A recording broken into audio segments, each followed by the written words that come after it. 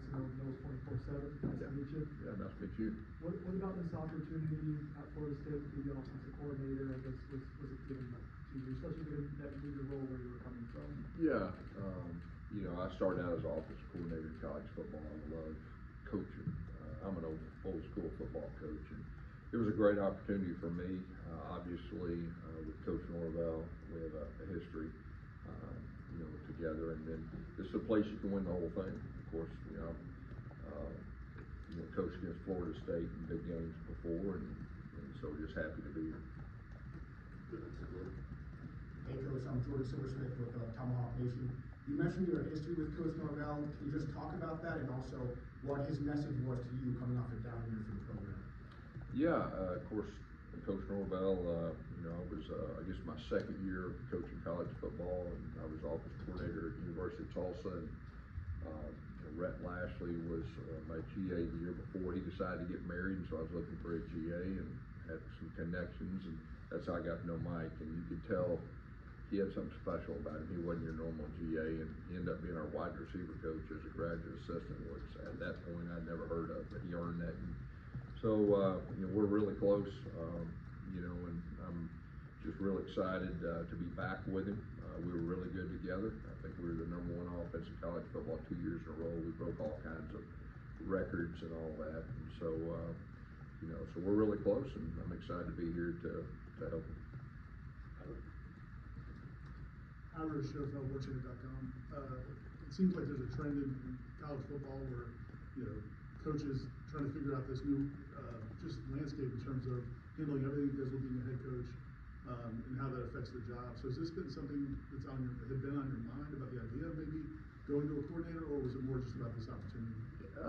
Yeah, first of all, I think everybody knows, you know, the landscape and the job description of the head college football coach has changed dramatically in the last 2 years with, you know, everything, the transfer portal to collectives to agents and everything that goes with that.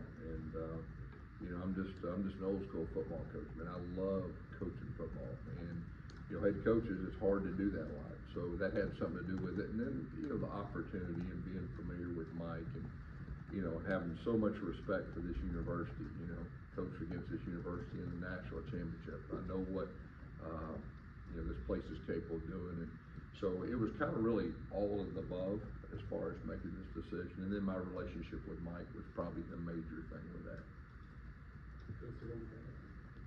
Hey guys, Chris Neal with Balls 247. What's the fundamental things you look for in a quarterback? First of all, a winner. Somebody that has the ability to make people around them the best they can be. Someone that you know, has the skill set, you know, to play championship level football. You know, pushing the ball down the field, you know, being able to extend plays. You know, I've been very blessed to have an assortment of different kind of quarterbacks, you know, that had different skill sets, and we built around their strengths. But really, that's, you know, what I just said is the main things. Obviously, we have a lot going on right now, transfer portal, just finishing up prep class. I guess, how much time have you had to kind of jump into evaluating your current roster? And you've had some of that, I guess, with some current players that you got to take a look at. Yeah, so yeah, we hit the ground running. I mean, you know, I got here on a Sunday, I think, after I told my team at 4 o'clock. And so the first thing I did is evaluate what we have, and you know, we've got some extremely talented young people. I really enjoyed. I met with them all, got a chance to try to get to know them best I could, evaluate, and then trying to figure out what we need to play championship level football on the offensive side. So it's been fast, but it's been fun. You know, Mike's done a great job with the type of people, the young men that he's recruited. They're wonderful young men, and so I'm looking forward to getting to know them. Like I said, just short meetings to try to, you know, get to know them and start that process of relationship building. Coach, Peter Holland, Tides Democrat. You were mentioning about the history with Mike Norvell, but also wanted to bring up Kurt as well, being part of that staff. Yeah. What was like the conversation was like before the process, and have you wanted to bring back what the offense was in Tulsa and kind of bring back the first step?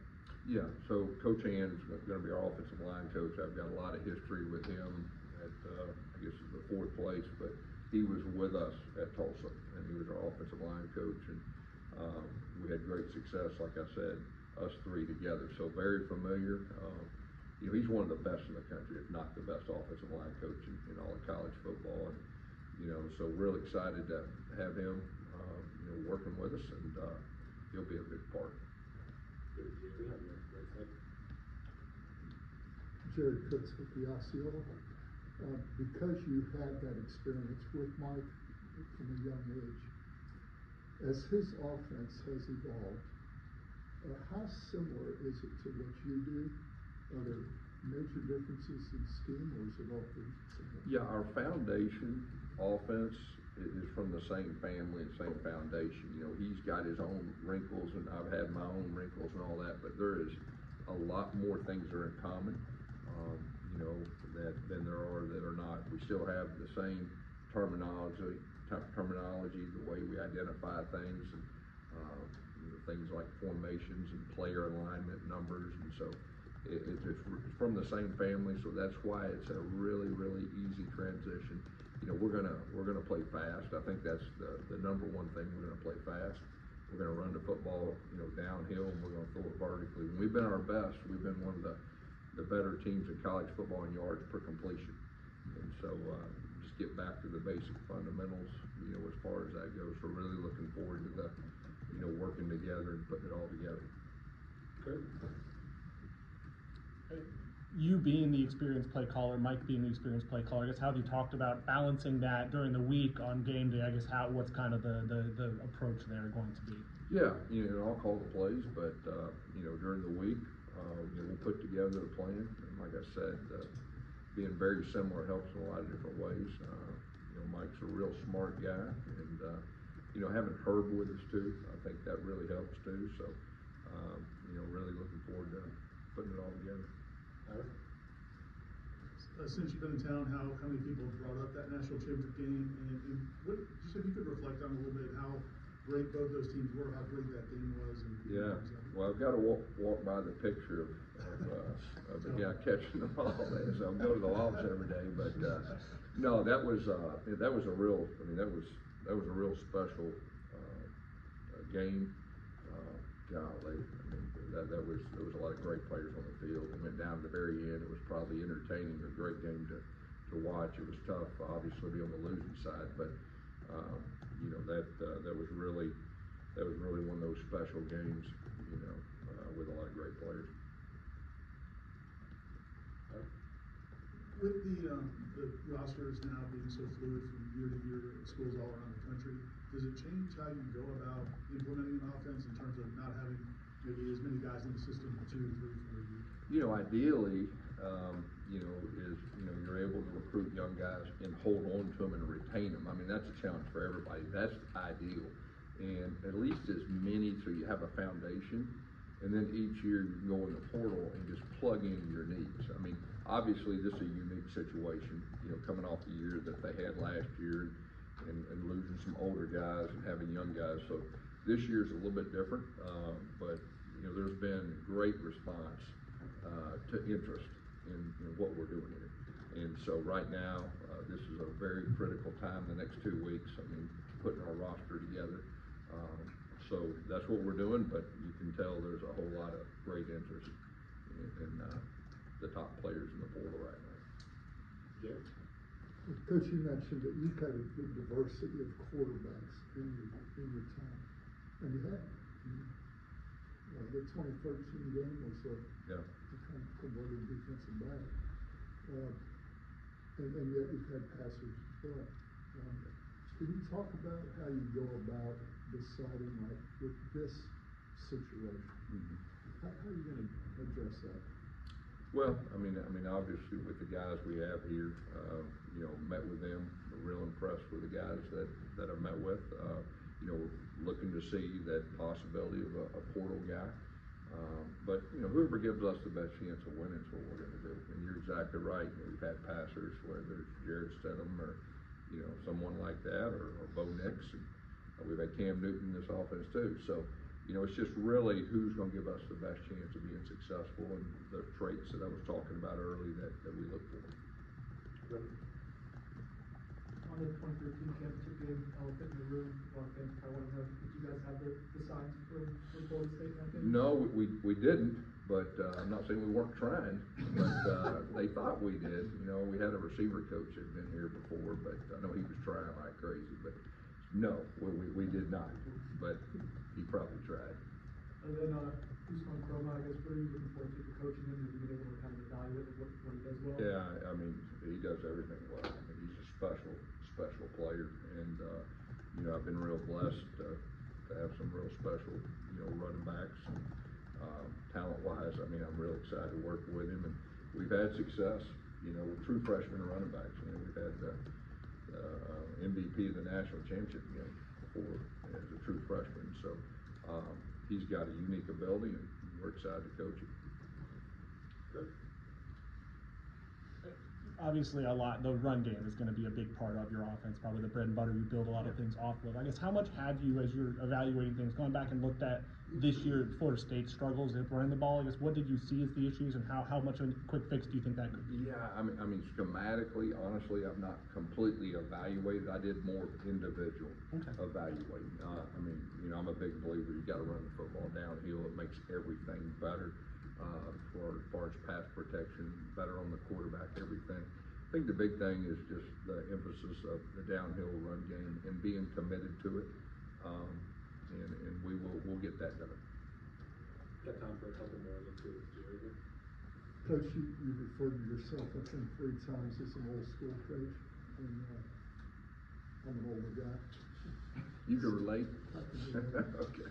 So you relate to what I'm saying, okay. So the good. physicality, Yeah.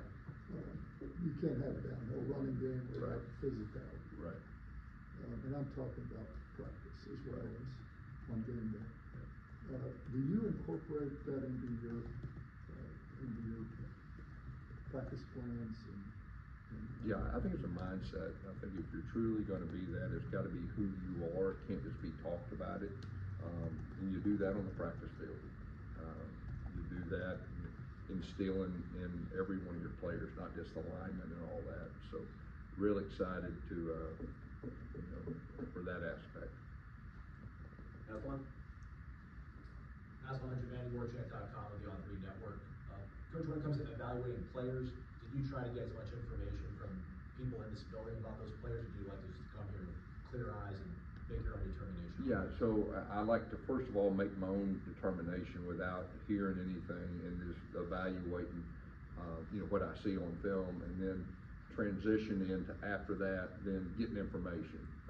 You know, whether it's position coach, you know, whether it's head coach or whatever, just gather information before I started my one-on-one meetings, getting to know the guys. So that was the process that I went about. We'll go to Matthew for the last one. Jayden Boggs was a guy that you had committed back at UCF and then was able to get here last week. How important, how quickly were you guys on him when you guys got here? How big was that to get him here? Yeah, I mean, you know, we go way back. He's phenomenal. He's a playmaker. You know, he was really at the last place I'd had a priority, and that didn't change when I got here. And really excited to coach him. He's got a special gift. He's not your normal, you know, young guy, freshman that'll be coming in. He's a really, really special guy. Yeah, thanks, Coach. Okay, thank you. Thank you. Nice meeting you guys.